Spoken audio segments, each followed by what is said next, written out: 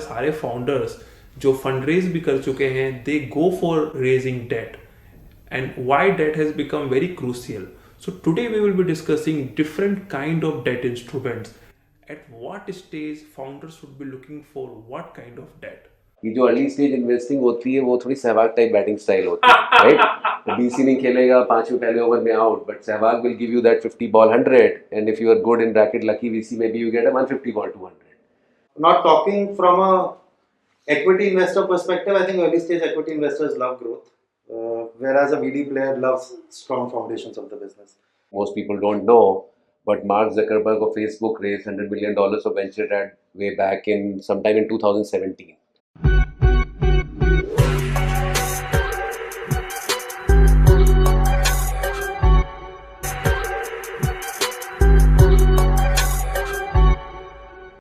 VC landscape के different topic को cover करते हैं.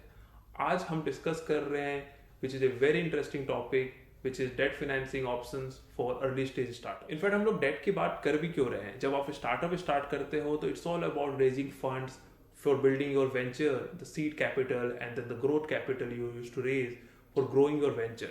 इनफैक्ट डेट को तो पहले नेगेटिव देखा जाता था और डेट रेज करने के लिए आपको अपना land, house or different kind of asset, in fact sometimes gold also people used to put as collateral to take business loan. और अगर business fail हो गया तो people used to lose all those assets which was generally being seen as a very negative thing in society.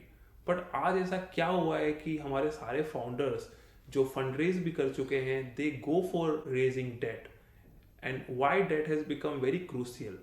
So today we will be discussing different kind of debt instruments which our founders are availing. And debt में जाने से पहले हम discuss करेंगे working capital. Working capital हमें चाहिए होता है बिजनेस रन करने के लिए to sponsor our inventory requirement जो हम वेयर हाउस में रखते हैं कि अगले 1 महीने 2 महीने में जो हमारा सेल होने वाला है उसको हम एडवांस में प्रोक्योर कर लेते हैं. तो उसके लिए आपको कैपिटल चाहिए होता है. And again other side of the coin is जब आप कस्टमर को बेचते हो तो बहुत बार आपको उसका पैसा अपफ्रंट नहीं मिलता है या फिर जब आप बेच रहे हो तब नहीं मिलता है. Some time it even takes up to 2 months 3 months to recover your money which is called receivable. तो उसको स्पॉन्सर करने के लिए भी आपको वर्किंग कैपिटल की रिक्वायरमेंट होती है. तो इन सब को स्पॉन्सर करने के लिए new trend of all the new age businesses they are taking different kind of debt to sponsor this working capital. And the funds they raise by diluting equity, all those funds they are using to meet EBITDA burn. जो भी आपका P&L loss है business का, जो आप शुरू के 3-4 साल में generally you spend more on marketing and your unit economics is good, but still you have to spend more on marketing to acquire customer, and then that business start delivering EBITDA positive after 3-4-5 years of operations. So first 3-4-5 years of operation, whatever money you are burning, that money is being met from the equity funds you are raising. So that is the difference between equity funding and debt capital you are raising. So this is all about working capital. And इसको discuss करने के लिए हम लोग के पास काफ़ी अच्छे panelist हैं who are from different function of this overall industry. Today we will be discussing all those kind of debt instruments in detail with the eminent set of panelists we have got here. Debt financing comes with unique set of opportunities and it's very crucial in growth of emerging businesses. But at the same time it comes with its own challenges because you have to return it also, unlike equity capital. So we will delve deeper into all the intricacies of this debt financing with the eminent set of panelists we have got today. Before introducing the panelists, I would like to pen down the key takeaways from this session, which is our target to discuss and create a joint opinion for our audience. And many of those audience will be entrepreneurs who are already running their business or looking to start their business and trying to understand all this debt financing dynamics. So first takeaway is, at what stage founders should be looking for what kind of debt? And the second takeaway, we have to equip our audience with all kind of terms and clause which comes with different kind of debt instrument available in market. And third, the last but not the least, is the discipline you have to maintain in servicing the debt you have taken and also paying it back in tranches in a very disciplined manner, because unlike equity capital, the debt is that kind of capital which you have to return back to the lender, and if you have not done it correctly, it will definitely bite you back. And that's why this overall session, next 1 hour, we are going to discuss in complete detail with the eminent set of panelists we have got. Now I would like to introduce you the panelist we have got here today to discuss the topic, Mr. Ashish Sharma from Innoven Capital, which is a venture debt firm. Second, we have Ekalavya from Recur Club, which is a revenue-based financing firm. More detail we will be discussing during the panel discussion. Next, we have Sumir, founder of Merisis, which is an iBank which has raised plenty of both equity and debt capital for their clients. Next, we have Ishendra, founder of Jiva. He has raised a good amount of venture debt capital to grow his business, to build his stores, and he will be discussing more about it, the pros and cons of venture debt versus equity capital. Thanks for having me, Bipin. So maybe, I mean, see, venture debt, pretty straightforward, venture debt, right? So debt, I think everybody understands. Venture is all, kind of startups. So any startup that takes debt becomes venture debt. So it's a pretty kind of a broad definition. I think before getting into the terms, I think it's important to understand for founders as to what are the various use cases of debt. Because see, the color of money is the same. So whether it's debt or equity, I mean, the color of the money is the same. You can use the money for anything you want where capital is deployed. Now, typically, you put the use cases into three buckets the way I look at it. So one use case, what I call is largely, I think what you alluded to, which is more around, company is doing well. You are raising debt from a position of strength, and the focus is, well, you can raise equity. Do you want to raise that amount of equity? What time do you want to raise the equity? What valuation do you want to raise equity? So that's a choice that the founding team makes along with their board. So largely I will call this use case where essentially you have an option to raise more equity capital, but both for founders as well as your early stage investors, you decide you could either complement that equity with some debt by reducing the equity amount that you would raise, or essentially basically raise equity a little bit later when you hit the right milestones, which will help you to raise equity at a higher valuation by definition, which means you can basically raise the same less amount of equity or the same amount of equity for lesser dilution. So that's one classic kind of use case of venture debt.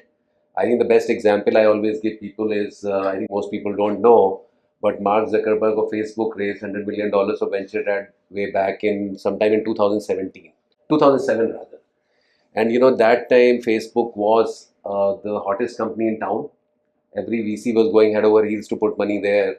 But they were kind of adding tens of millions of users a month. But the valuation, this was pre-monetization. The valuation was, I don't remember exactly, maybe 5 billion, 6 billion. And instead of raising $500 million of equity, I think, Mark decided to raise 100 of debt, 400 of equity. And pretty much that gave them enough firepower to continue kind of putting runs on the board and eventually get to the right milestones, including monetization, and do a pre-IPO round at, I think, $45-50 billion. So you do the math, that $100 million of equity, by not raising at a much lower valuation, I mean, the company and its investors saved, 2-3% equity dilution, which, in the long run was worth billions of dollars. So that's one use case. The second use case, what I call is more kind of runway extension. Now, this could happen from a position of strength. This could happen from a position of uncertainty. And essentially what it means is, let's say you have some capital in the bank, right? Obviously, this debt is not about bridge financing. If you can't raise equity, I mean, chances are very difficult to raise debt apart from maybe if you have a very sustainable business model with predictable cash flows. So here, I mean, the company is saying, well, we do not control our own destiny in terms of what external markets are. And I'm not talking about like 1 in a 100-year event like COVID, etc. I mean, markets are cyclical, right? So here, I think the founders either take a call saying, well, I do have a plan, an AOP where I can get 18 months of runway, but eventually, I mean, if my next fundraise doesn't happen either because of reasons attributed to us, because maybe we haven't hit the right milestones, it may take us another 6 months, or because the market is just out of my control. I want a little bit more cushion I think that is one great use case of raising venture debt. So these two are the primary use cases, which is kind of optimizing your equity dilution or increasing your runway. The third use case is the classic, what I call use case of debt for all companies, not only startups. So this I would bucketize into working capital. So you are a B2B business, chances are you're not burning a lot of money on the P&L, but working capital is very tight. I mean, I'll give you a great example. I mean, we were very early investors, and in Boat, which is now a well-known brand, and they were always profitable from day one. But fundamentally, the working capital was really, really tough because you were ordering from China, and they didn't want to raise too much capital. I mean, they were very, very dilution sensitive. So I think working capital, given the cost of equity, as you mentioned, is higher than cost of debt. I think it's a great use case of working capital. The last thing you want is your equity money is getting tied up in working capital and not kind of the traditional growth higher areas. The second I would say could be like capex. So while all startups do not have capex, but there are a lot of companies that do. I mean, again, I'll give a use case. One of our portfolio companies called Chios, right?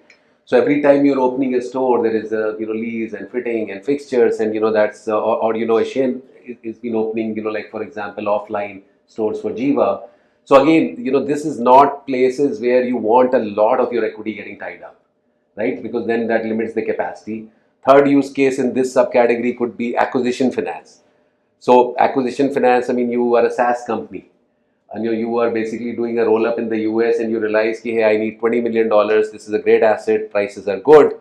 But for that $20 million, I don't want to use all my capital that is sitting there because, my runway will just go away. So I may take some debt, maybe raise some equity from my existing investors and close the transaction, integrate the asset, and then basically raise, money at the right time, at the right valuation once I have the scale and the integration done.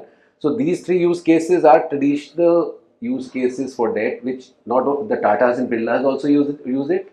Early stage startup also uses it. So working capital, capex, acquisition finance, these are traditional cases, and then the first two cases which I talked about, kind of preventing your equity dilution and increasing your runway, these are more nuanced to startups. So that is basically the use cases of debt. Now coming back to venture debt, as I said, I mean venture debt is essentially while there are working capital loans and other things, the traditional venture debt would be let's say a 18-month to a 36-month on average amortizing term loan. So like you might take a home loan, you have to pay. It's like an EMI that you pay every month. Now there may be a few months of moratorium before the principal is due, and it needs to be serviced back over time. And technically, the rates, since you mentioned about, I mean, rates can vary, but depending on the size of the loan, the scale of the company, the credit risk, etc. I mean, the rates could be anything between, let's say, slightly below 14% to 15% coupon or interest, as you will. There might be some fees, and it also comes with not in all deals, but in most deals it comes with warrant.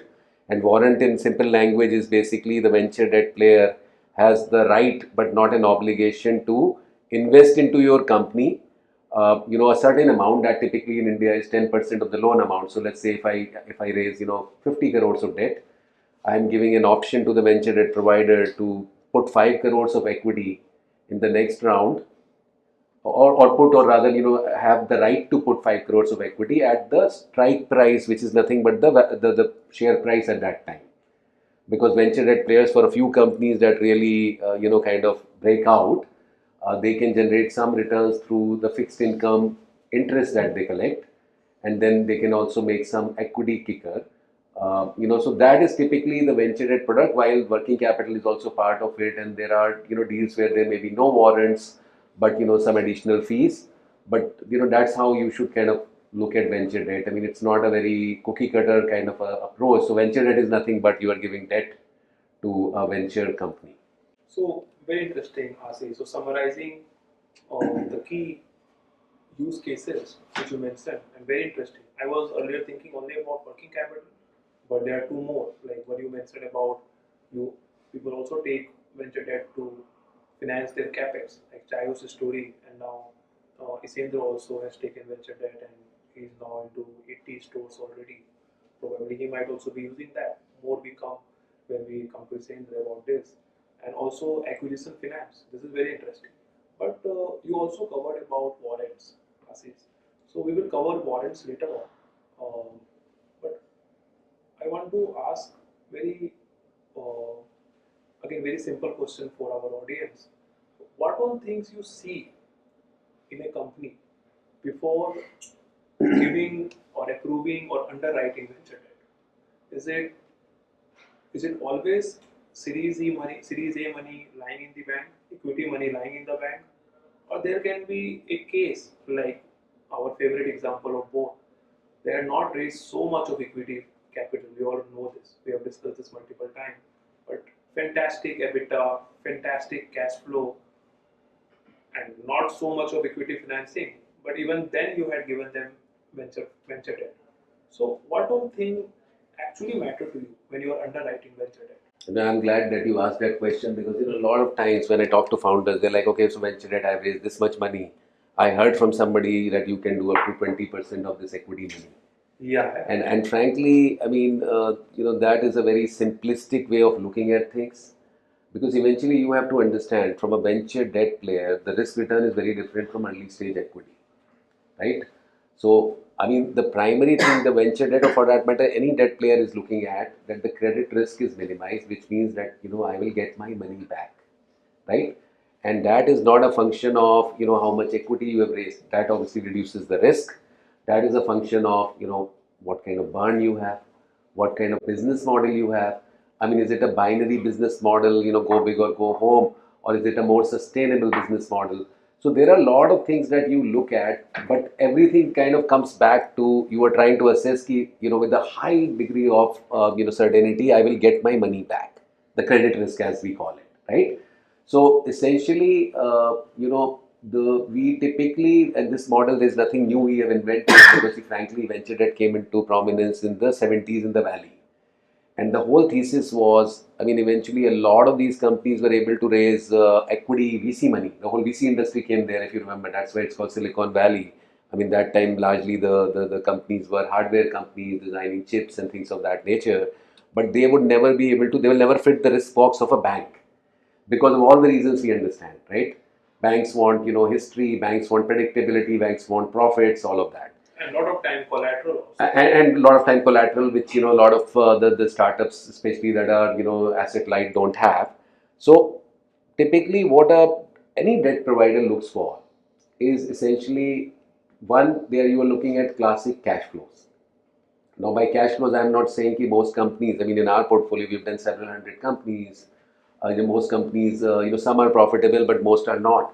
So I'm not saying free cash flow, but we are looking at saying, well, depending on your plan, and we'll have an underwriting case, how much runway do we believe that the company has? Because our first line of defense is not the VC. Our first line of defense is the company and the founders, right? So you establish saying, okay, if I'm giving let's say a 24-month loan, I mean, do we believe, okay, 12 to 14 months at least these guys have runway? I mean, we are looking at all the things that equity investor looks at, but maybe we will not go as deep. So obviously you want to look at what is the space, what is the business model, what is the competitive scenario, because we have found in very large addressable markets. I mean, literally you could be 25% better in execution than the number two player, top two players. But if they've raised 10x more capital, I mean, it's a losing game, right? You are looking at if tomorrow thinks what is the quality of investors on their cap table. Because one thing we have realized is, I mean, for high quality investors, they support their companies, right? Maybe the valuation may be down, maybe, COVID happens, some internal round is required. And we have working relationships with all of them we've done. So you look at the quality of the cap table. You obviously look at, the founders, what their vision is, what unit economics becomes important in a commerce kind of a business, right? So it seems, Ashish, the contour of business diligence you run for making decision is not very different from what equity guys do. But on a very But light not, note, yeah, right? but the depth may be not that deep as equity guys, Series A, Series B guys, but it's still there. It's You look still at there. competitive You look at- landscape, you look at TAM, you look at founder dynamics, you look at ref checks, And this is definitely looking different from the bank line diligence. They look more for collateral, they look more for profitability. Your underwriting is definitely very subjective. Not because you are not taking any collateral, then you have to do other kind of work, which is again what equity guys also do, like competition in market, TAM, and all those things. And if I can summarize, then you also look for what runway company has got. If company is not having too much of equity financing money in the bank, then you look for very solid EBITDA and very solid positive cash flow in company, so that company is surviving even there is no loan in company, but this loan is coming for additional growth in company to scale up the company. That gives you confidence. So Because that use case is very easy, that someone has raised series A. So our audience wants to know, because we have gathered question before starting this podcast. Many question came that it is very easy to conclude, okay, I will get $1 million kind of VD venture debt if I have $4 million of equity money lying in my bank. But what if I am profitable and I have maybe only $500,000 in bank account from little bit of equity I have raised, but my growth is almost 200% year on year, and I am EBITDA and PAT positive. So will I be able to raise venture debt from market?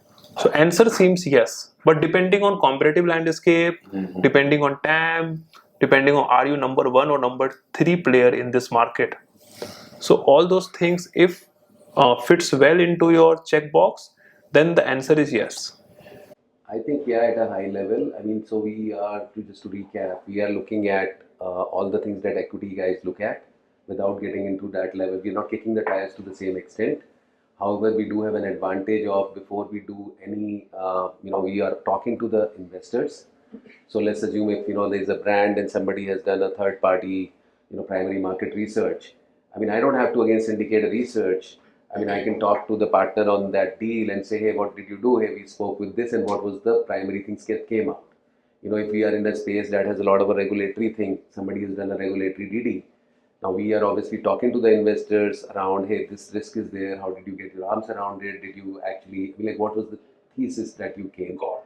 So just one last thing I will say is, see, the debt, coming back to the main theme, the debt, the primary thing is that you will get your money back. So if you look at early stage investor, just because you have raised early stage money, early stage or series A, it doesn't necessarily mean you will get it, because it's a very different mindset. So if you think about it, I keep joking with people, and maybe I'll use Hindi if you will. कि जो early stage investing होती है वो थोड़ी Sehwag type batting style होती है, right?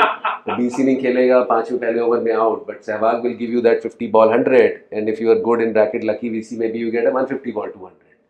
Venture debt is a Rahul Dravid type batting style. Wow. BC नहीं खेलो, don't get out, take a lot of singles, which is our fixed income return, right? Oh my God. And every now and then, Dravid also hits a 130 ball 100, that's our equity kicker. So it's a very different mindset of, we like a lot of our companies to go big, but we don't like too many to go home. So sometimes we may actually look at an exciting company, but we think this is binary. Now for early stage investor, they're like, well, we love this because 5 of these bets, all we need is one, because that's the early stage investing is a whale hunting business. It's not a tuna hunting business. So we always look at downside as well. So that is a very important part of how, venture debt players think versus how, kind of early stage investors think.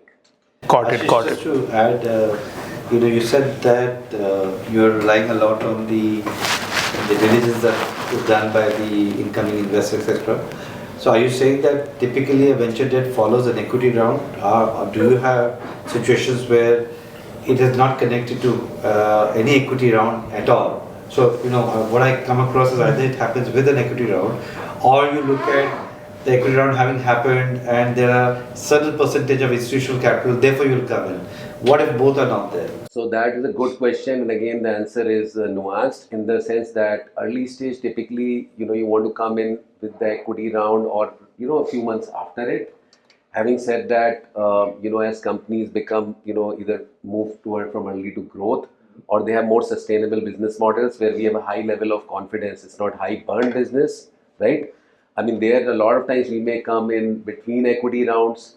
Sometimes we may come in where, we start saying, okay, you take some money now, the round is already cooking. But Right? giving one more data, I think Yes. Sumir added to my point only. That company has not raised Not raised any but institutional EBITDA positive. See, those ones are EBITDA positive, and you have all your checkbox done, and you are confident. On so this. generally, I mean, again, I'll tell you, and I think you will throw some more light on this. I think for venture debt, typically that doesn't fit the strike zone very well. While we may have done one or two companies here and As there, exception. revenue-based financing is a better fit if you have predictable cash flows. And the reason is pretty straightforward. See, we are not doing. So I come across a lot of founders who are like, hey, you are putting money in these companies that are burning, so much money. I have a nice business which, and the reason is simple. Why are you telling me I cannot get debt when a company that is burning, let's say 50 crores a month is getting debt? Sure. And the reason is because the level of diligence that we are doing is soft touch. So for example, tomorrow you give me your numbers and you tell me, ki, hey, this my auditor is Khanna and Company, right? How do I know? Because I have not done, and I can always get a FDD done, LDD done, but for my risk return, the amount of time and effort and money doesn't make sense. So I am relying to some extent on high quality investors. And tomorrow, even if there is, let's say, a governance issue or some kind of a disconnect, I mean, we can talk to the guys who are on the board. So that is one reason we don't do it. Sure, I think Sumir, I It's think a the soft, gist is the confidence they are collateral. getting. Yeah, it's a soft collateral that That to you carry rely with you, right? on some credible VC doing deep diligence Yeah. and then merging with their own soft diligence, and that gives more confidence. It's not about the runway. No, I understand that. I think mean, I have a most- related question on that part of it actually. Is, you mentioned that one of the use cases is about extending the runway, right? So that's a little that can fall a little bit between the cracks, right? The founder believes that he wants to extend his runway. You may believe that actually the cash in the bank therefore may not be sufficient to pay your bank loan, to a venture debt loan, right? Right, Because right. the one angle that you will always look at, other than the fundamentals of the company and others who are backed it, is his ability to pay it in a certain period of time. And by definition, if he's trying to extend it, it's a bit of a grey area in my mind. Right? See, every venture debt deal. See, if I, as a founder, have so much runway that I will take the venture debt, pay it within that period, and still pay interest, then it has zero use case, right? So typically, the we as venture debt are always taking some what we call as tail risk. So, for example, let's say the company says I have a 18-month runway. Now, well, a lot of these plans are quite optimistic, as you know, revenues especially which flow through. So let's say our assessment is the company has 14 months runway. If we are giving them a 24-month loan or a 26-month loan, by definition, there is a tail risk that we are taking. Correct. And there what we are underwriting is three things. One is that do we believe the ability of this company and the founders and the traction to raise the next round of That's capital, right. either from internal investors Got it. or exist. That's External one. investors. Number two is we are looking at saying, well, if tomorrow they are going 120 miles an hour today because they want to raise the round in the next 6 months, but if tomorrow things don't work out, does this business model actually has the ability, and do the founders have the ability to say, okay, round will not happen, let me tone down the burn and I can extend the runway by another 8 months. And the third thing we are looking at, if everything fails, which means you can't raise a round, existing investors refuse to put in any money at any valuation, then obviously what you are looking at is there any enterprise value in this company, because these are generally very under leveraged companies, especially in early Series B, Series C, where even in a downside scenario, this company can find a home. There is something unique about the company. They can find a home somewhere at some value where the debt will get paid. So there are generally three lines of defense. So that's very, Very, very well articulated, honestly, because this is a question I always wonder as to how do you handle that risk. And you're right, you're taking the risk, and you have a plan for it. Either they will be able to raise capital, and that's a fair point to make. If you're not able to raise capital, then at least they can tone the growth down and be able to manage with the cash flow, expand the cash flow. That's something I like to also touch on later on in the conversation. And third, you're very right, which is M&A. We end up doing a lot of that to help what we call tech consolidation that keeps happening in the market. Right? Not everybody is a winner. There's sometimes just matter of circumstances. He could be just the right bet, right person, right. Everything is right, but something goes wrong. Yeah, absolutely. And hence the warrants, right? Like that's why you take the equity risk and the equity upside. Yes. Otherwise, So- you get a normal private credit. I think the fact that they are lenders actually makes them priority in the payment, even in the lick pref. They are above the lick pref. You see, So in that scheme- not us, every debt is, see, eventually if you look at the capital structure, Yes. right, and it's not rocket science for anybody who has taken any kind of a loan, if you take a home loan, right, Yeah. I mean, ultimately the first thing that eventually in the capital Ashish, structure, interrupt you there. I mean, a home loan has a home against it. It's slightly different. So what I mean is, home, even if in you take a a global example financial crisis, of the personal loans that happen nowadays, Yeah. people borrow for travel. Yeah. That will be a no, what I meant is, see, basically, something goes to zero, then whether Home your can debt also equity be- doesn't matter. Yeah. If there is any intrinsic value left, Yeah, sure. the pecking order and the hierarchy, obviously, in the capital structure is first the company pays Understood. debts, Debts and then- secured debt. Correct. Then the company pays unsecured debt. Followed by that, the company pays what is called crown dues. Or that could be in the same level, TDS and PF and all of that. Correct. Following which, the company has to take care of their vendors, their employee liabilities and other things. If there is anything left, that only comes to equity, and then you obviously have the whole lick pref and all the nice things that Waterfall. Yeah. Next Yes, we sir. come No, to so just to Ekalavya. finish that point, right? I think one interesting point that you mentioned, like if it's a profitable company, earning well, etc., right? Venture debt for the actual, because there is a cost at which funds are raised for a venture debt fund, right? Like, and there is a return that needs to be given to the investors. For a profitable company, there are probably more private credit funds, more mature funds, and that may not classify as startup debt particularly, Yeah. but they will have better cost structures, better options, right? Like, and it will not make sense both from a supply of a venture debt fund to go and give debt to those companies, right? Like, and also from a company's point of view, to take that debt at 14% plus warrants or whatever, right? Actually, that's a point I wanted to touch on later on, but on the availability of credit funds and for more mature companies, etc. We'll come to that later. Yeah. But the one point actually is that actually the cost, whether it's a venture debt or it's a credit fund, the yield is going to come closer to 90-20%. Yeah. that's what they're promising investors. Yes. Yeah, I know. You have some points to that. You have a coupon and a 14 and all that. The credit funds, by the way, are pretty straightforward. They will just say give us 18%. Let's just strip this upfront, back end, redemption premium, warrants. You don't do any of that. Just give us 18%. But the cost of this debt for a company which has, and by the way, it's fair because that's the risk that they carry. They're substituting equity which is 25% higher. So if you're trading it down, it's fine. So again, So, but coming on back this, to- I actually believe that it depends on the amount of risk that you take. So, Correct. for example, in the overall history of, in the overall classes of debts that are available, there is bank which gives you debt at a cheaper loan. They take certain coverage on FDs, but overall IRR also is sub 15%. Then you have players like off business, etc., who give it on your balance sheet. So maybe to structure it better. So we start with Ishendra experience. Yeah, You raised more than 30, 40, 50 CR kind of venture debt, yeah. and other experience also with some bank line. Maybe you start with your journey from zero, different debt instrument, and what was your experience. And after this, then we move to Ekalavya on revenue-based financing and all its nitty-gritties, nuts and bolts. Yeah. That's how we go. Sure. So I'll just take this question differently. So my objective of raising capital was two things. One is how do I ensure the ship keeps on running? We keep on expanding the business without stopping the growth and EBITDA. We continue to grow. The second objective is how do we ensure the ownership of all the investors remain there? We don't dilute it too much. Right? So those were the two prime objectives with which we used to think about raising any form of capital investment. Right, because ultimately, as Ashish said, money has the same color.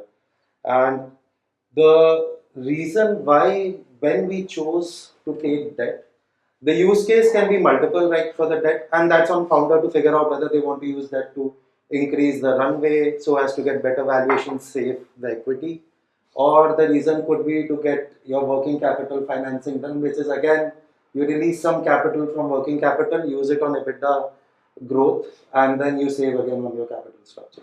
Or you take money so as to again increase your runway and save yourself from all the doomsday scenario next time. So that used to be our objective for raising the capital. Again, as I said, to ensure ship keeps on running and to ensure the ownership is intact. the way we used to evaluate different forms of investment is initially when the company is small, it is easier to raise equity than debt because you have very limited people who can vouch for you, who can be your brand ambassadors to the debt players, to the banks, etc. And equity is like a Sehwag, right? As so they take more risk. But as the company grow, you build a lot of assets. So we also build significant asset. And when we went for first form of debt, which was a bank line for us, we were at around 1 crore a month revenue, roughly. We had a working capital inventory of about 1.5 2 crores, receivable of 40 50 lakh, and that is something which is an asset, right? So that is when we decided that okay, now we have a certain asset which a debt player can underwrite because they want to protect their capital. That is when we started having a conversation with the bank, but banks are a lot more risk averse. Again, we'll come to I'll talk about different forms of debt also. But that's when we decided now we have some enterprise value, we can go for a debt instrument versus initially when we had zero enterprise value, a debt player would not touch because they want their capital back. That is what they relied on. Not choosing on different forms of debt So players. just to interfere a bit, trying to cover one more insight which will help our audience.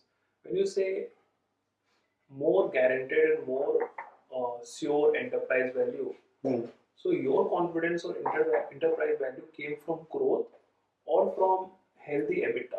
So Mix of both. So personally, as a founder, it's obviously growth is the first preference in the initial stages of the business. Once you attain to a certain revenue, which is a good scale revenue, then you start focusing on improving margins, bringing to positive EBITDA. Yeah. Like initially, you ensure that your EBITDA should remain at a certain level. It should not fall down drastically, but your focus is more towards growth. But after a certain stage, as a founder, also you need to change your mindset towards building strong foundations and strong EBITDA, because that is what generate profits and generate revenues for the investors, for all the shareholders.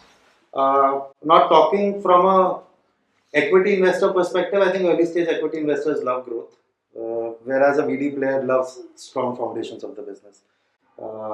That's again, my belief, because when there are strong foundations of the business becomes more predictable. Whereas when you have a more risky business, then it is slightly unpredictable for a debt player to underwrite on it. Because, ultimately when you go with the debt player, they have the first charge of assets. So it is secured, unsecured, as you said, and then it is government liabilities, etc. So when you have certain base, then the debt providers are more secure. More comfortable. So Correct. predictability and stability is something Which a debt provider looks at. More of essential sauce versus the growth part. Correct. Growth is also needed, but foundation and fundamental need to be very healthy, and healthy margin and profitability. That is also correct. Yeah. So growth is needed, I think, from a debt player, from that mindset that whether this founder can raise more capital or not. Right. Next. So that is one level comfort which a debt player gets. Whether he or she can, because if they are giving you debt for 24 months, then one mindset is whether they can continue growing or continue scaling for that duration. Next mega round within that period. Correct. So that is one mindset which goes. The second mindset I think which goes is, even if there comes a doomsday scenario, do they have healthy margins, healthy assets, etc., cash flows to fund it, right? Yeah, got it. So, and I think that is where the different classes of debt come in. Bank would look more for healthy EBITDAs, healthy assets, cash flows, etc. Whereas a venture debt, ideally, and Ashish should tell it better, would look for a mix of both, slightly more weightage on growth. Whereas someone who is on very short duration would look very largely on growth. Which Ashish has already put a lot of light on that, which is very logical and very fair to assume. So next we move to Ekalavya. So Ekalavya, please demystify all this revenue-based financing, because this got popular in our country startup landscape in just 2 or 3 years back. Okay, within last 3 years. So all the cost terms and what are prerequisite, what are things you look at. So a bit on that. Sure, I think as you rightly said, right, like there was venture debt which started 5, 6, 10 years back probably, right, like in India 10, 12 years back, got prominent quite a lot. still it was being accessible or available to companies beyond Series A, Series B, because these were, larger checks. These were dependent on longer tenures, right? Like, and hence one needs to be very sure of the predictability and the stability of the businesses up to a particular extent beyond before you come in. RBF as a concept, right, like came in where companies have predictable revenues, early stages, right? Like this is pre-seed, seed, pre-series A, Series A, more suitable for those companies, I would say, right? Like where revenue predictability has come. So it's definitely post PMF. No debt can't be pre-PMF, right? Like, because the ability to repay doesn't exist. And even for RBF, PMF is. I think it's extremely important for a founder, right? Like not today, because you have to repay that money, right? Like say every debt, as Ashish was mentioning, there is a repayment structure attached to it, right? Like so, it's like an asset liability mismatch that gets to it. What you have to pay, do you generate that kind of at least revenues or predictability in income that you can pay it back? If your revenue top lines are unstable, how will you pay that back? So let's assume, diving deeper into this question, suppose there is a D2C brand, again which is EBITDA minus 5%. It is a classic early example. stage. So how you identify that PMF is done? That company has already achieved PMF. Absolutely. How you identify? Suppose that company is growing, like doing 5 lakh per month, and every month it is growing at 5-10%. But there are few months where sales are going down also. So what are your underwriting mechanism of identifying whether this company is already has achieved PMF? So I think basically it is on the stability of that revenue, right? Like as you rightly said, From from 5 lakhs it goes to 0, right? There is a problem in the business, right? Like from 5 lakhs it goes to 4.5 lakhs to 5.5 lakhs within a particular threshold that we evaluate as per a company. I think that's still admissible, right? Like because there could be seasonality in businesses, and that depends on the type and sector of the business. That whether if it's a SaaS business, it will be more predictable, more recurring in nature, right? Like, and hence we at Recur started with those kinds of businesses, right? If you go way too early. If it's more D2C brand, it will definitely be cyclical and seasonal, right? Like, so when you need to factor that seasonality. So it's about the ability to model the predictability and the seasonality in, right? And we don't need revenues to be, we start as early as revenues being 20 lakhs a month, right? Like, or 15-20 lakhs a month, right? Like, obviously the quantum of capital that you can deploy to that company would be pretty small, right? Like, it can typically be around 25 to 30% of your annual recurring revenue, right? Theoretically subject to some of the parameters as you mentioned, right? So this vary between 25 to 30%, or it can vary from 20% to even 100% of ARR? It cannot ideally go to 100% of ARR, right? Like it should not, unless company has raised a lot of money and then it's only a runway dependent call and not a business recurring revenue call. That is also one of the ways, but theoretically I think it doesn't go beyond 25-30% of your annual recurring revenues.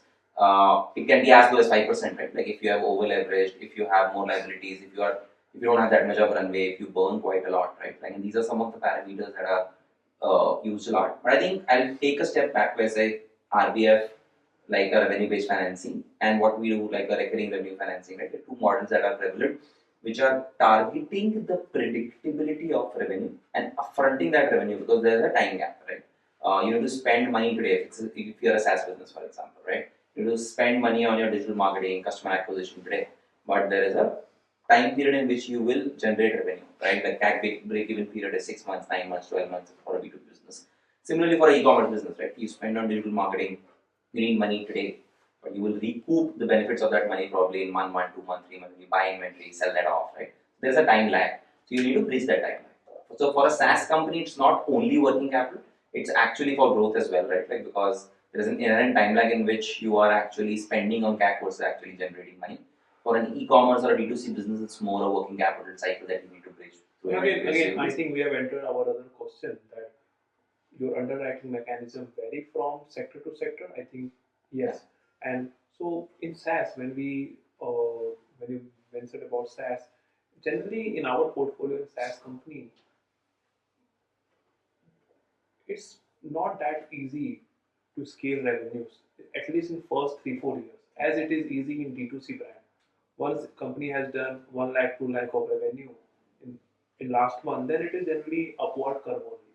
But SaaS we have seen in first 3-4 years, it's a step function growth. The revenue is flat at 100K for next 3 months. Again, it is jumping from 100K to 200K after 3-4 months. A lot of examples. So how do you see this kind of phenomena of revenue growth in SaaS? Absolutely, I think sector-wise underwriting is definitely different. And I think why we see that step revenue in SaaS is because the break-even periods. Typically, B2B SaaS prevalent in India, right? India has very less B2C monetizable SaaS. Yeah.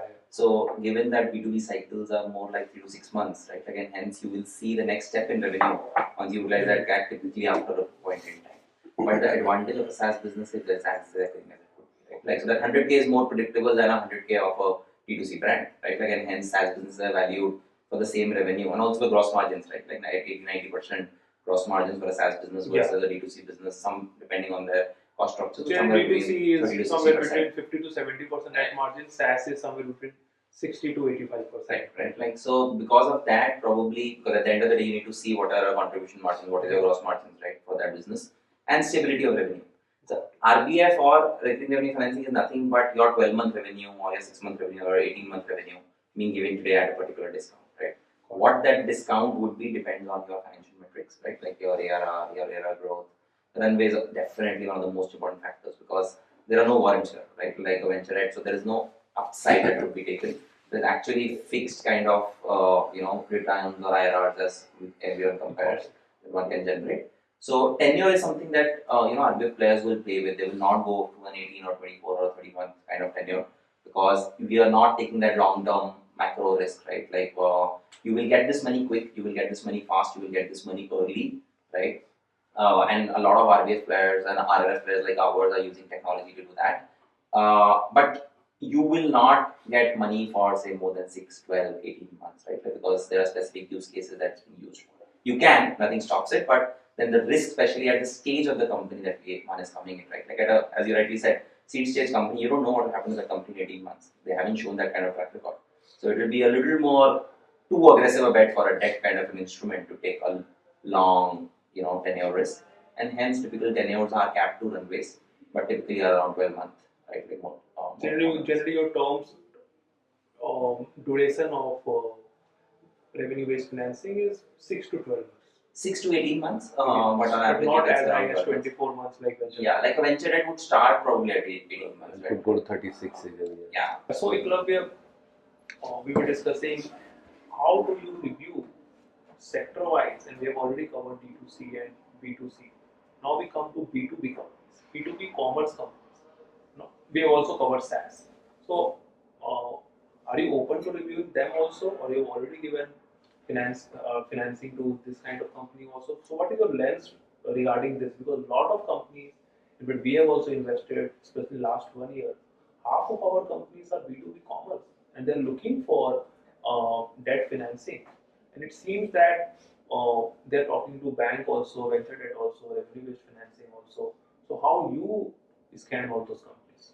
Absolutely. I think we have done a lot of B2B commerce companies, right? Like I think the demand for debt is strong there because they inherently have longer working capital cycles, right? As businesses, and they thrive on longer working capital cycles because the businesses are actually driving or thriving on that receivable and payables, right? Like how much credit you give, and that's the sign that they need to put in after the basic product trading, manufacturing, like all those things are set up.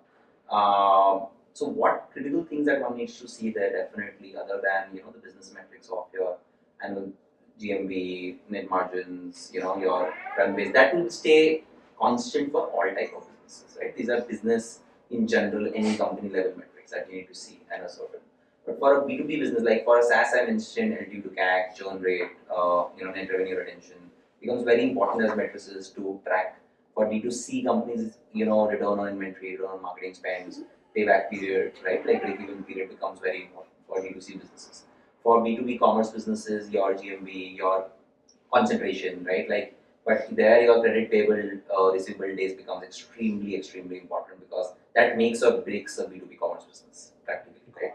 Because if you get into over being, and we have seen a lot of companies, I'll not name them, right? Like, but giving very free credit in anticipation of growth. Growth was there, but push model, pushing your products to. I think you're right? Like different sectors require a different lens and different parameters other than the basic financial metrics, which we already discussed, right? Like your ARR growth, runway, which is common to most of the sectors.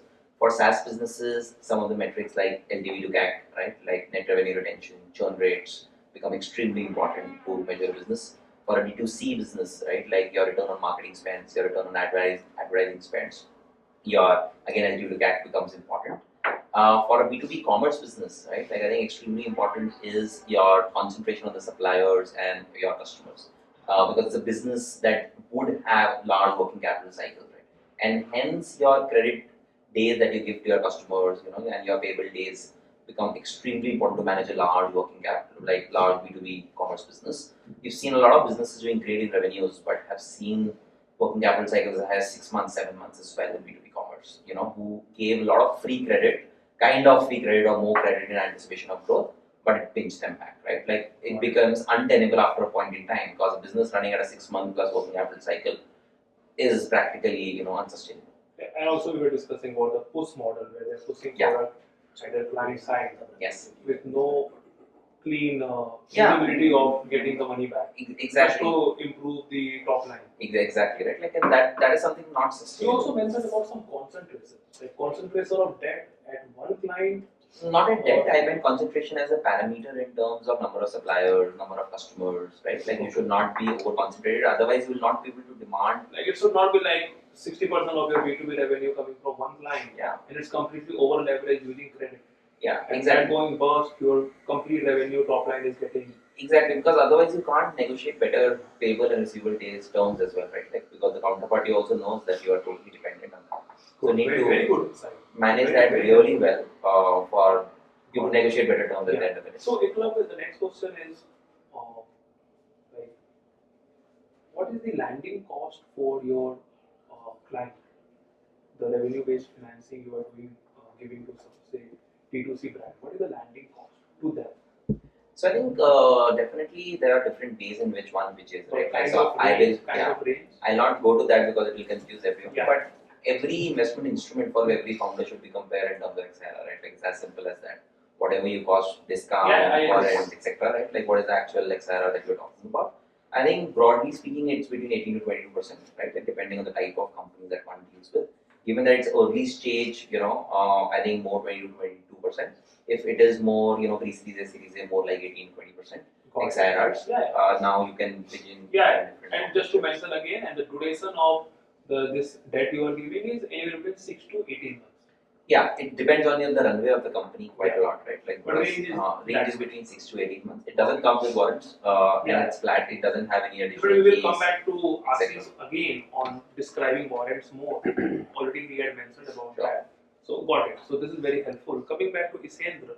So Ishendra, what was your experience and how you decided and optimized what quantum of debt your company required? Because again, we are now excited about raising different kind of debt, and because equity is expensive capital for growth, and we should optimize raising a balanced amount of equity to save your founders' equity, early stage investors' equity on capital. But that also comes with a lot of liabilities and a lot of challenges. So it is definitely double-edged sword. So how you optimize the quantum of money you have to raise on debt, and how, and maybe you might have made some mistake also. If you can share about that, if you have made any in terms of deciding the quantum, and what will be your suggestion for our new age entrepreneurs who are looking to raise debt, who are our audience for this podcast?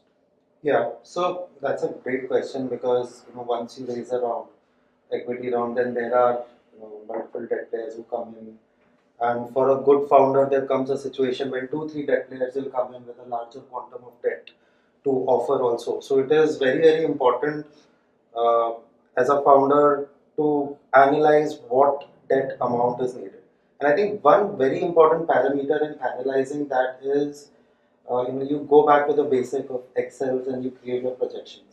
Not the projections that you share with the VCs, because that is at a very Incoming VCs. not even, yeah, I would say in general the VC community, because that's slightly aggressive, but every founder knows, what is the realistic number that they can do, right? And it's, usually close to what you share with VCs, but creating a normal business plan and then creating a pessimist view of that, which involves creating a P&L, creating a cash flow statement and a balance sheet.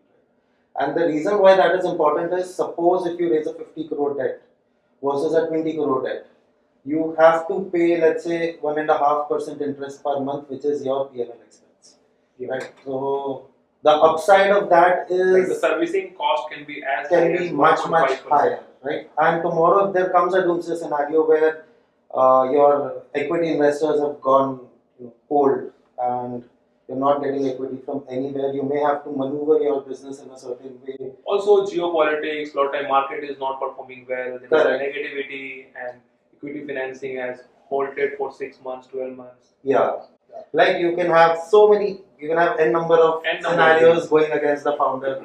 Certainly, a founder could realize that the perception of the industry among the VCs have changed suddenly, right? And then he's sitting with the bad luck कि मैंने क्या गलत कर दिया मतलब. So, for any scenario, if you raise a very high debt amount, then there is a cost of EMI, the principal repayment, and then there is a cost of interest. Right? Suppose if you're raising a 50 crore debt and you're paying 15% interest rate, right? So that's 1.25% per month. On an average, you end up paying like 60 to 70 lakh per month interest cost on that particular amount, right? Which can be a heavy PNL item as well. So the way founder needs to look at it is if I take a very high debt amount and tomorrow if there comes a doomsday scenario, will I be able to maneuver my business seamlessly without too much hassle by servicing that high amount of debt? And when there comes a doomsday scenario, then trust me, all these things bite really badly because a debt player, we have experts here, They but have more rights to actually correct. recover And their the money. debt players panic. Even when company is still performing but not growing. Correct. They have more rights, and I believe that their obligation to return that capital, right, is much higher, which for a founder ends up creating a bit of more panic than from an equity player. Yeah. So that is So it should something. be optimized in a way that you don't come under over stress when such kind Correct. of situation Situation comes in, you don't come It's under overstretch, properly. but at the same time, you are getting that additional capital for the growth or to increase your runway also. So Very, that is how we very were helpful. cognizant. In fact, you being from entrepreneur side and now Ashish from investor side. So, what is your opinion on this? So the quantum of debt, somebody. So again, there is no straight answer, but I think I'll kind of pick on what Shane was mentioning. So fundamentally, you need to look at, because every founder has an obligation, both, generally to say, I want to definitely return the debt, service the debt. You don't want to be a defaulter. They also obviously want to get a great outcome for the equity shareholder.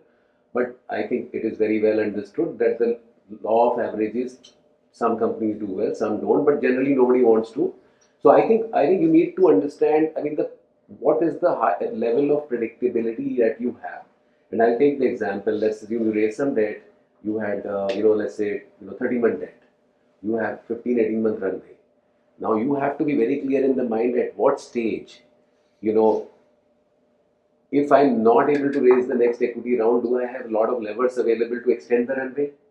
What is the confidence level I have that my existing investors support me? If you're a good founder, you have a good sense on how your particular portfolio company is perceived with equity investors, right? Maybe it's a down round, maybe things are tight, it's not the best round with respect to terms. So I think you've got to take a look at those kind of scenarios. What is also important is what is the level of comfort that you have, because there are certain individuals who have never taken debt in their life, maybe apart from credit card debt when it was revolving.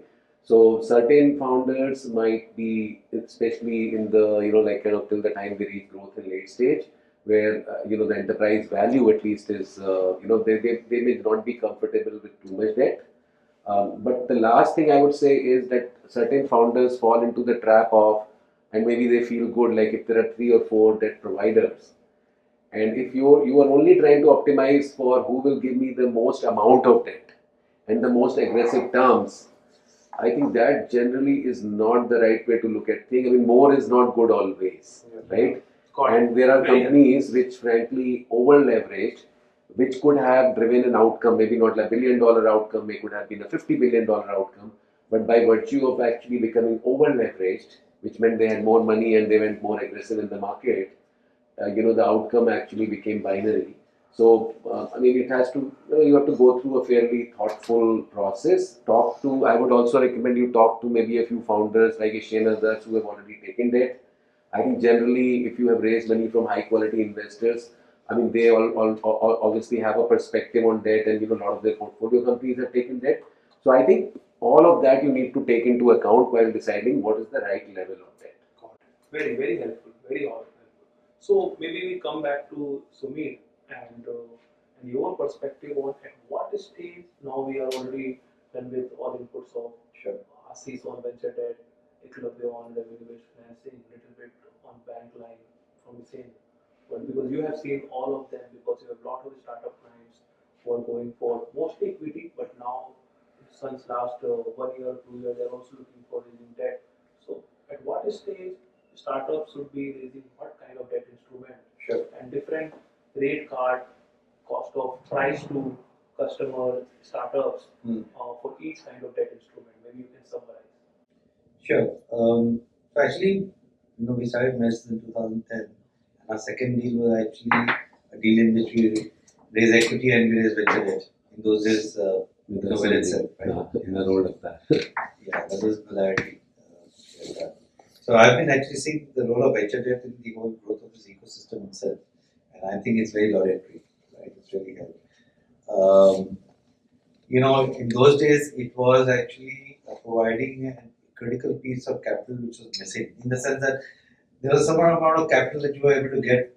Today, there's a lot more capital available. In those days, it was only foreign capital which was in India. There was no AIFs in India, right? So venture debt actually added a dollop of further funding which was helping companies grow, right? So I think in those days I saw a lot of this having as a equity round happening, let me add some more, and it gives me an extension to the timing, etc. And from there it's evolved to a lot more of science in that sense, right? And my observation really is that, look, I think whatever I say, by the way, there is no there is a theory and then there's a practice. Yeah. The practice will always, subvert the theory at times, and for the right reasons, right? This is a risky business, so you may take the right calls and things go wrong, and you take the wrong calls and you can still be right. So I can just talk theory. Yeah. So broadly, look, I think the fundamental challenge, I think, is when people raise debt because when the business is not what they call product market fit, and I extend the logic of product market fit beyond the fact that the customer likes it and wants to buy it at the particular price point, which is what people typically talk about product market fit, to unit economics actually. Does the company fundamentally make money in doing the transaction it does? Right? It doesn't have to tell everybody else. It should fundamentally know itself that boss, मैं पैसे बनाता हूँ. If I sell a 3,000 rupees AOV item and my gross margins are 60%, and then I have this cost and forget my overheads, and I have this margin which I'm using to contribute to my overhead costs, and if I reach 10x of where I am, I'll be profitable. Yeah. Right? Predictability. Right? So basically two things I really look at is sustainability and scalability. The sustainability, if you don't have it, then the founder should not take it. Whether it's available or not is irrelevant. Right? Because when RBF comes in, they are looking at the growth of the revenue, and frankly, numbers, you have to rely on the honesty of purpose when they give the numbers. Now, sometimes those honesty of purpose is also missing. So you have to take your calls in life, right? So it's not really after a point his call, it's really the founder's call. That should you take money at that stage or not take money at the stage for debt when you are not even sure fundamentally whether you're making money or losing money on every transaction, right? So once you know that, I think that's when the question of debt comes up, because essentially what I fundamentally believe everybody should raise debt at some stage of the life, right? Why should you not? Right? I mean, if you look at it before VC market came up, etc., most people financed it by using their vendor base to finance themselves, right? That's a classic form of debt. Originally, payables leki to hum log broke kiye, right? Nobody was giving venture capital to any of the large guys going around. They used their vendor base to do it. So debt, absolutely one should do. And to just summarize, I think for me, PMF plus unit economics is where the founder should decide whether he wants to do it or not. That's the take I have. Your second question was really about the pricing part. Price. What is the landing cost for founders for different kinds of So stores? let's start from equity. Right? So equity is 25% IRR, which will then tell you. Some will say higher at earlier stages. But let's take the benchmark 25. Debt is only going below that because they are taking little lesser risk, so they're reducing it. As the company grows, the risk comes down and then the cost comes down. Banks don't come early. I mean, we just talked about that. Banks will basically look at your FD and give you a multiplier of that. So, in a sense, they are just testing the market with you right now. They're building a relationship with you. You should also build a relationship with them because large capital, which is available, will come from them. Banks also are changing. Right? Banks are largely collateral-based funding with personal guarantees thrown in, which is a kind of a scary thing for most founders to think about. But if you look at what's happening with the credit funds that have come in, credit funds are doing cash flow-based financing. Right? So they will look at, let's say, they take a company like mine. I have no collateral. Right? I'm a fee-based revenue company and very volatile at that also. But let's take the volatility part out for the moment. Let's say I'm just a fee-based revenue company. Today the credit fund will give me a loan because he's seeing me in business for this long period of time. He knows my ecosystem, he knows who my clients are, and he knows that okay, if I give him a three-year period, he can return the loan. Maybe 18 months might be tight. 36 months loan might be good for him. So the credit funds are now coming in and saying, you know what, I don't need hard collateral. I can do it against cash flow. Of course, they will do a escrow structure, or they still do a PG. They'll take the IP into some kind of control, etc. But they'll give you the loan. Now the banks also getting pushed, therefore, to say, hey, you know what? I mean, a lot of good assets are going away because fundamentally the Indian GDP is changing. I mean, today more than 50% of GDP is service based. Yeah. Right? Only 22% plus is manufacturing. So you're really shooting at the wrong part. And the 22 can go up to 26, 28, but it's not going to get to the 50% plus, which is now India's GDP, which is services. So they also change. So it makes sense for you to invest in a relationship with banks to build Start with a small credit line, whatever they are giving on basis of your Correct. bank balance Correct. or EBITDA profitability, Correct. or even Correct. sometimes they're looking at inventory you have. Correct. And So I actually how want to fast come to it is that. moving. I actually want to break up this debt part also into two parts. Yeah. I think one, when I say PMF, and this really what I'm talking about is financing the growth of the business. While we're doing that, there are some pieces you should do independent of all timing, which is inventory, receivables, financing, right? You should do that day one if you can, because essentially the working capital should be financed as far as possible to debt, whether it is a Recur or to anybody else. That makes great sense. They are protected, and you get more capital to play with, honestly, right? So, summarizing, should do debt, should start moving. So you can start at whatever cost it is, and over a period of time, build relationships across the board with different forms of capital, which will lead to, as the market matures, you will find that your cost of capital will come down and larger ticket is available. Right? So, with due respect to all lenders, the banks actually have the lowest cost of capital and they have the largest balance sheets. They can make a business very, very scalable when they bank it. So, I think just to add to your perspective, I think you've rightly broken down the businesses into very, very early stages and then the growth stages. My personal experience or my personal belief is in general in very early stages, it's better to not over leverage, stay away from debts because that's when you have a lot of uncertainty. Exactly. And debt compared to equity adds a bit of layer of uncertainty, right? Because you have so many losses. So you're still have to grow. talking pre-PMF or post-PMF? I would say pre-PMF, right? So you should stay away. Yeah, pre-PMF a founder. Sumir Verma also telling Correct. everyone is Ideally, a founder should stay away from any kind of debt. because even the assets that you're building are sort of cushion for you. Yeah. Okay, tomorrow things don't go well, Fair then point. you can leverage those. Fair point. Post PMF is the time when you can start slowly, Correct. leveraging. Yeah. I mean, in your case, when you put up a store, you know for a fact that 6 months, 4 months, 3 months, it's not profitable. This store is getting profitable in 4 months. He doesn't share his numbers, so No, so you're right. So, for example, for a store business, typical store I don't business. know some of the other guys, right? I think you guys are fairly educated about the jewelry spaces, but typical, I would say that CapEx bring so your PMF is there. You know exactly if you got the location right, and now that you know that also, 6 months the store will break even. Coming down to one word, this is called predictability and stability. Yeah. So the way, for example, we look at this is, our payback for a store is, let's say, 12 to 14 months, which is the upfront capex that we put in. Sure. We get it back in 14 months, 12 to 14 months time duration. And if we were to take debt, right, so the cost of, which is essentially, we generate 5%, if we are investing 50 lakh in a store. Yeah. We are generating 2.5 lakh EBITDA a month, we are getting 5% of the capital that we invest.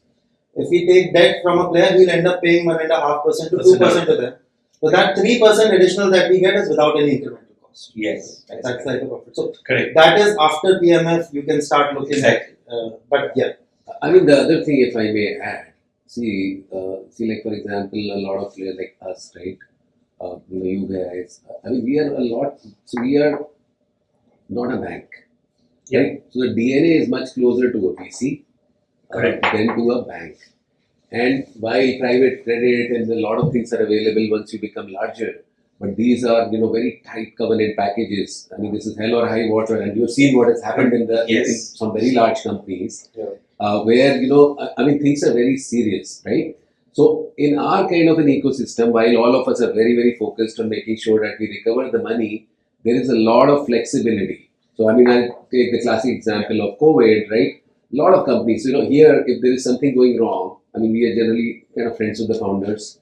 We know their investors well because that relationship is not one and done. We might be working with them in 20 companies, right? So you can have a very different kind of an approach where you are sitting with the founders, sitting with their existing investors, trying to work out something, because a lot of times I think people focus on the upside, but frankly, as I think you were mentioning, I mean, a lot of things, for lack of a better word, shit happens, right? Yes. And when that happens, you also always have to maximize your upside and protect your downside.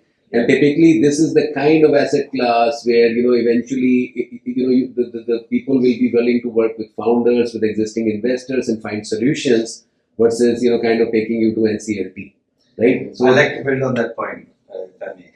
In fact, that's the one key point I really wanted to make. You asked me about my experience of being around. Look, we all well educated, and we all learned cost drivers, improve them, and so I find that this conversation about cost is overdone, frankly. Yeah, I think it's just completely overdone. People talk about 18%, 20%. Oh, I should take debt at 14%, and banks are at 11%. They are missing a point. They're missing the qualitative aspect completely. Agree. And you're bang on. And we have lived through this, and we've seen that. I actually have advised my client. He had three choices, right? One was a bank which was coming at 13%. We had another, I won't name the class, but they were coming at 18%. And the third one which was falling in between. Our advice to our client was to take the 18%. Because that came with the most amount of flexibility. Right. Here was a guy, and he had lived through it, and there was enough scars on his back where he had actually been flexible. He understood the entrepreneur's pain, and he said, what, I understand. Let's change this payment schedule. We'll do it this way at no extra cost, right? Yeah. Maybe he had a penal interest to add to it, which is fair for him to charge a fee, whatever. Yeah. But at that time when shit hits the fan, at that time somebody comes breathing down and saying, "Paisa de do," because they don't understand the business model and they don't align with that. You lost it. Why? Because you're trying to optimize on the cost of capital. I don't think we should ever hop on. I mean, again, I'm compelled to add this is very important. And I was having a conversation with somebody, and frankly, when we do the math, right, it looks so 14%, 15%, it was like a few lakhs, right? Yeah, and I'm like, since you raise money in dollars, let's convert to dollars. And it became so embarrassing. So frankly, I mean, you have to look at everything. I mean, obviously, the cheaper the better, assuming everything else is equal. But it is a lot more nuanced way of thinking versus saying, okay, let's just compare, the interest rate. I mean, you have to look at flexibility, who you are dealing with. Correct. What are the value? I mean, is it more than money, right? I mean, could it be helpful for me in terms of raising the next round? Can they help us a little bit here and there? So a lot of factors come into play. many covenants, right? Like as you So- rightly said, like banks with Correct. so much covenant, venture debt, So they pull the should plug. be less, right? Like and Straight away. I I would would- be very careful on that, Yeah. because you can actually lose your company, right? Like with those some of those covenants. So, like, I would look at it differently. There is definitely one aspect of a founder where I agree with you. When doomsday scenario comes in, then you really look for people who can help you the most. But at the same time, as a founder, you also need to balance both. Right? For example, the longest and the cheapest form of capital in a public stage or in a very very late stage is the banks. And their initial, when you start building relationships with them, their initial cost of capital will always be high. It's because they will take a lot of warrants, they will take a fixed deposits, etc., etc. That will be much higher. But as you move forward in the journey, which is what we are also experiencing, that keeps on going down with time, right? Because there is a credit history that you build in, there is a comfort So that you are build in. telling Ishan, I they think your also history start. is also because by now you have not only reached PMF, but you're going to close. So, which is where I'm So it's suggesting slightly different. someone who is at, let's say, 1 to 4 Slightly crores of different. stage, right? The way they should think about debt is, I will not. So again, if I were to put my priorities, would be I will take some form of back, because I would definitely want to build that Start building relationship relationship Yeah. with this over a small- long So let's say term. you're a Series C plus company now. You're past Series So C, right? even I would say So- even a Series A plus for that matter, right? Start Because building relationship, which you Start- also earlier mentioned. Yes. start investing in that relationship. But that should not be the completely- primary source of debt. Correct. Start building some relationship. You Start start building that some much that you know you relationship. can pay away and not be. Your company, You know, is not going away. from you. And they can give you, when they are excited enough about the business, and next time where their credit team is evaluating, they can be a bit more relaxed, right? So that's an area which should not be ignored once you are Series A plus. Then I would say, majority of the debt, then you can raise it either with the venture debt or with any other debt provider at a slightly higher Just to capital. summarize Ishendra, Sumir, Ashish and Ekalavya point, on taker side, on entrepreneur side, the most important thing is they are looking for flexibility, and they should do good optimization of how much loan they should be taking. Which is also one of the important takeaway of our session, how to service that debt and also how to pay back. So, and from giver side, venture debt, RBF, bank, they look for predictability and stability. If we discuss in quality terms, not in quantity terms. And then again comes their underwriting mechanism Correct. numbers. But simplifying it on banks and like financial institution side, predictability and stability, and on entrepreneur side, flexibility and again optimization of the loan quantum, Yeah. which will again sort of common discussion and conclusion point, and rest everything is derivative of that. And at what stage the founders would be thinking of taking what kind of debt instrument? I think it seems post PMF they should reach out to RBF first. They have some track record, and then when they are also about to raise equity financing by credible VC, and then they will approach a venture debt fund. But also keep building a small relationship with banks also. Sure. And the quantum should be as such that it should never be कुछ ऊपर नीचे हुआ तो मैं पे कर पाऊंगा. अगर महीने का 6-7 करोड़ का revenue है तो they may be thinking to take 5-6 crore of venture debt against 10-15 crore equity money they have raised. I'm talking about Series A, pre-Series A companies, because most of our audience will fall in that bucket.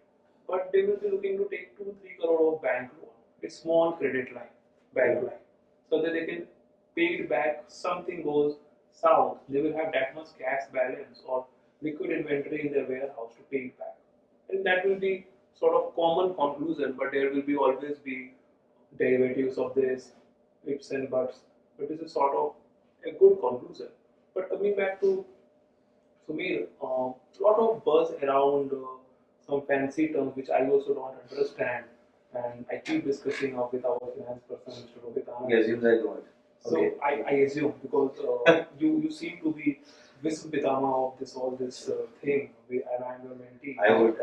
So and These are Ashish also. Ashish. So what is this supply chain financing, invoice financing, bill discounting, and also nowadays this factoring? Yeah. Okay, so this seems to be very, very buzzword, and very technical terms to me and also to our new age founders. So can you just simplify it? Well, yeah, okay, let me try and in simple terms. Essentially, let's say you are a company which is small, you don't have a credit rating of your own. Can you leverage the credit rating of a larger entity that you deal with? Fundamentally, that is what it is, right? So let's say, Okay. Some use case? I'll give you a use case here. Let's say you are a supplier to Tata Motors. Okay. Tata Motors gives you its invoice and says, I'll pay you in 2 months' time. Okay. Now, Tata Motors is, And you have PO from Tata. you have supplied to Tata Motors. Tata Motors has given you the requisite document that you get paid in 2 months' time. You can today go and factor it and get your money upfront. Okay.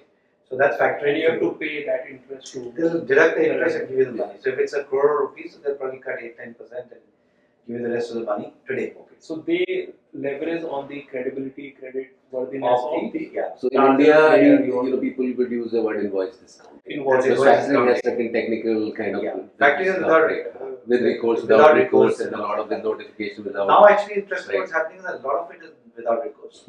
Interestingly, right?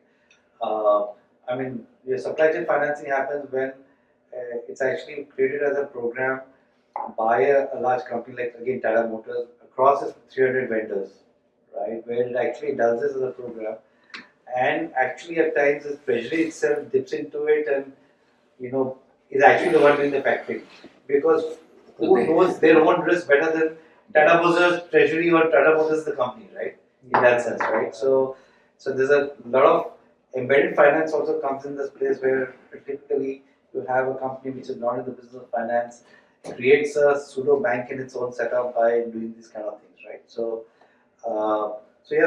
basically supply chain finance, factoring, reverse factoring. In a way, it's about leveraging somebody else's credit worthiness and getting money earlier than financing. If we can correlate, then off business is also a little bit into this. They know those builders and giving correct.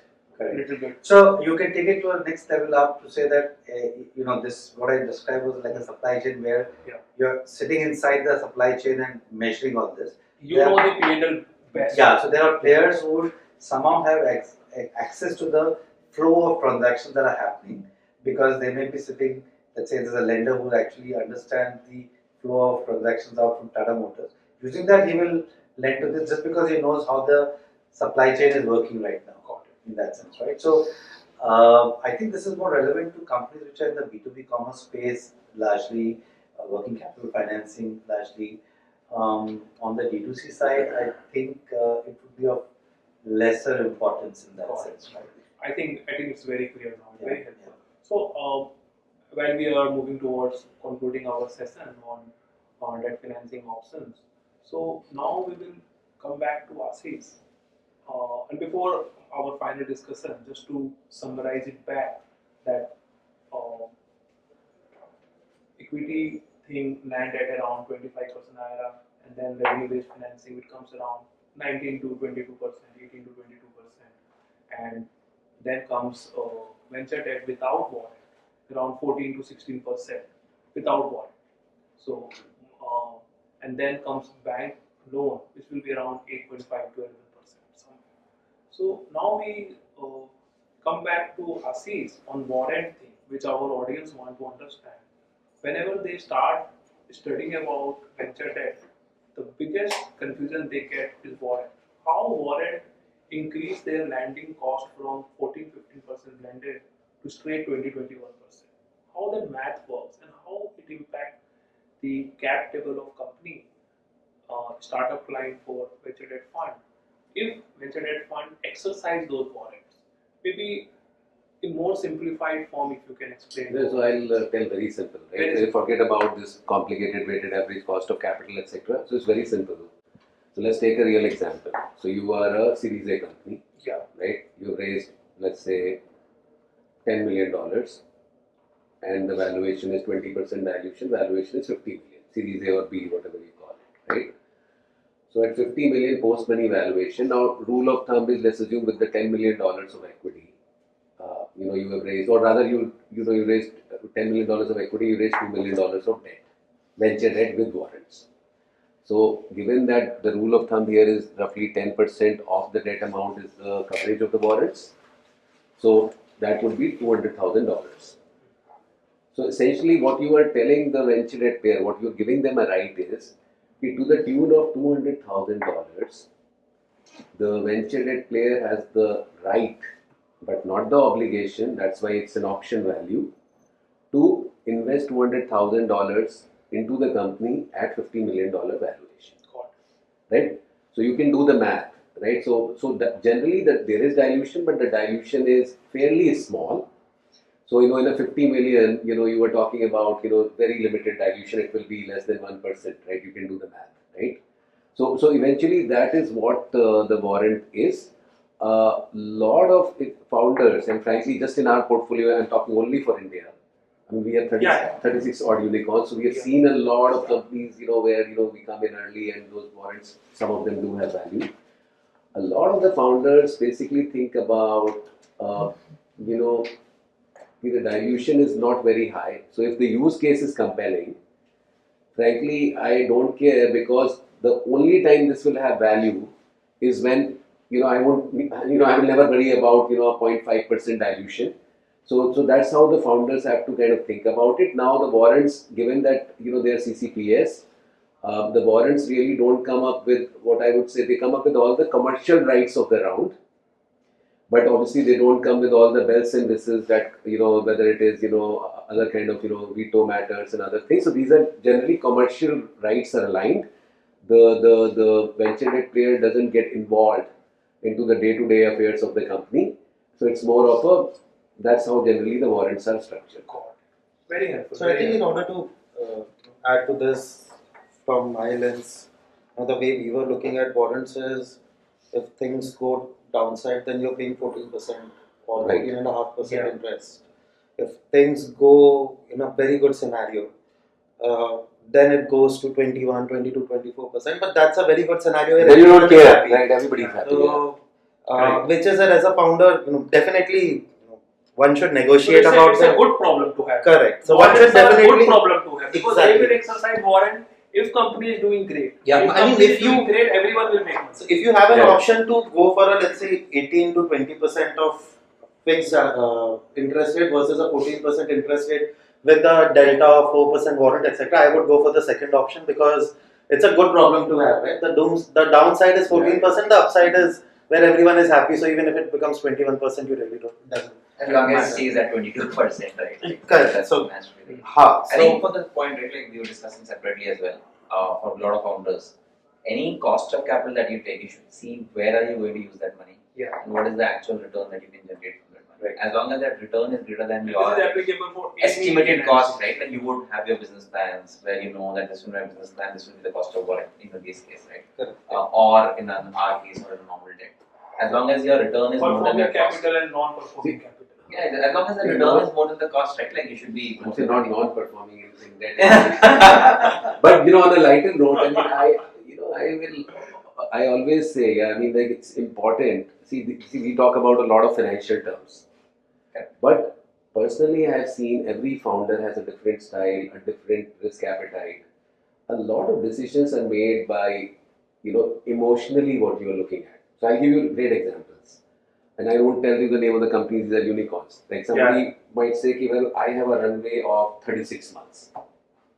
But today I know basically, let's call it, I'm overvalued because the market was different. I would want to go to the IPO, but I want to go to the IPO with a position of strength with $100 million in the bank. They may think that way, and there is a very good use case. Yeah. Now, you could have a founder where, essentially for them, it is more around saying, well, frankly, I want to sleep well at night. While my investors love it, they have to also understand every investor has a portfolio approach. Unfortunately or fortunately, you have a portfolio of one. Yeah. Right? And things can change, right? Environment changes, regulatory things change. The partner you were dealing with might leave the fund, right? And you become an orphan. So, there are people who say, in all likelihood, I may never use the money. But frankly, I am giving, basically, I want some additional capital, because my style is that, tomorrow, even if there is a total market dislocation, I want to sleep well at night. So while there are a lot of reasons on debt to equity and how much leverage and free cash flows and bunch of other things, I think the style of the founder, how they want to manage their company, what's their mindset in terms of maximizing the upside, protecting the downside.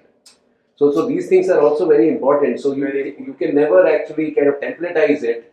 Eventually, the founders have to also kind of decide what they are comfortable with. Yeah. Some would It's very subjective. Very subjective. some Founder agonize over and the dynamics. valuation, some would want peace of mind, despite the cost. Cost is not the issue for them. Yeah. So very different. Which he use also cases, mentioned right? that we keep discussing cost, but Yes. it's not cost, but It's terms not. and flexibility and Yes. and sleep during the night. And it you should know- not take over your sleep. And within, I mean, like there are some cases where somebody is getting cheaper option, but the person providing the cheaper option to deal with them is the root canal, Yeah. right? And their focus is very simple. Okay, hey Ashish, while I can get cheaper, frankly, my time is more valuable. Yeah. I don't want to deal with this. I would rather close, pay a little bit higher, and I focus on my business. Yeah. So eventually there are a lot of Peace these of factors mind. come into mind. Yeah, got it. So you can't be spending Very time, okay, your whole team is working on Optimizing raising some the debt, XIRR and the cost and business Even closing the is something documentation, very if nothing else. Right. So very painful at times. Yeah, a lot of it depends on the person. I completely agree. Even that goes in any What form kind of capital. personality now you realize you were when you were handling venture debt? See, I and think so- How warrant impacted you? So, to be honest, Positively or negatively?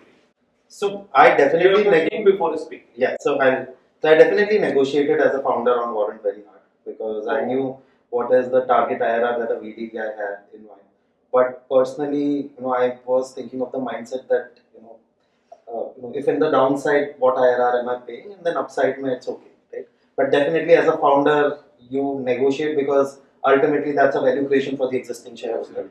So that was my mindset. But so what I was optimizing for when I was raising debt was number one, how much is the appetite of the business when I created my cash flow, and that was a pure approximation. Trust me, the real scenario can be up and down. So I also created a pessimist scenario, not the optimist scenario, because plan B scenario, and that is where I access कि हाँ इस scenario में मेरा comfort zone क्या होगा? Will this take away my sleep of the night? Will this force me to take radical decisions or not? Because those are some things. So you are also in the category of peace of mind founder Correct. and not over optimizing the Yeah, cost. because I am of the belief And that fine with good problem to have. कि Correct. upside है तो everyone is happy. I am fine paying 21-22 warrant के साथ. correct. क्योंकि downside है तो कुछ भी फायदा नहीं.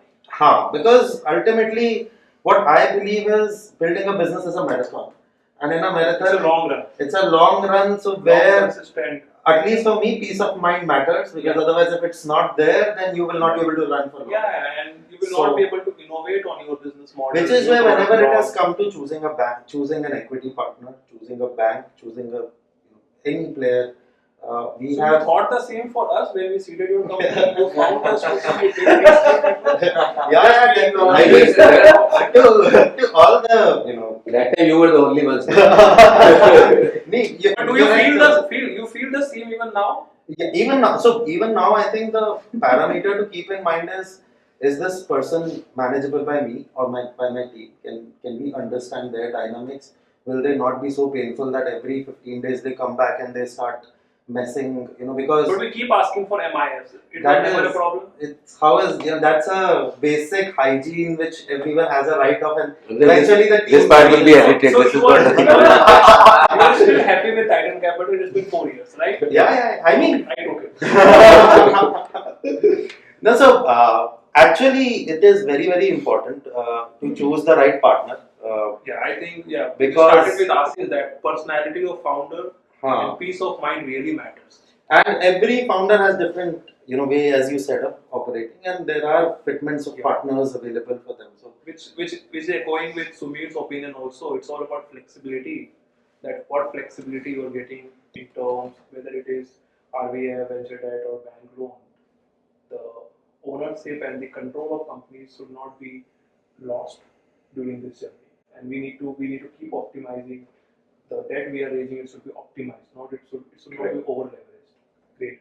I think we had great session today, and we have tried our best to cover all the nitty-gritties of debt versus equity, and if it is debt, then what kind of debt, cost, terms, flexibility, and what are the kind of things our founders need to keep in mind, and at what stage, what kind of debt should be raised, and we try to equip our founders to with all the knowledge behind different kind of debt instruments, and also help them taking informed decision when they go for raising debt. So I think we have tried to do maximum justice to this. So with this, we would like to conclude our ninth episode of Titan Talks, and hopefully we will be back with 10th episode with similar interesting topic. Thank you.